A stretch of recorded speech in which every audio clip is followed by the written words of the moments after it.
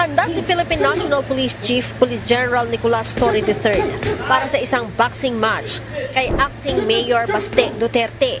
Ayon kay General Torre, sa halip na magpalitan ng salita sa social media, maaari namang magdao sila ng 12 rounds charity boxing match sa Linggo, July 27. Naghamon siya ng suntukan.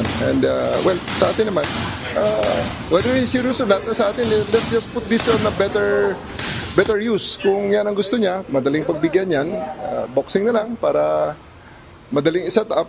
At gawin natin this coming Sunday, 9 o'clock. I'll be there in Araneta. I'll ask Araneta to set up a boxing ring. Hopefully, they will oblige. Kung wala naman, di maghanap tayo ng kung saan gym ang gusto niya. Ang tanging nais ng PNP chief, sana ay mayroong mag-sponsor para kumita sila na siya namang itutulong sa mga nasalanta ng bagyong Krising sa iba't ibang panig ng bansa.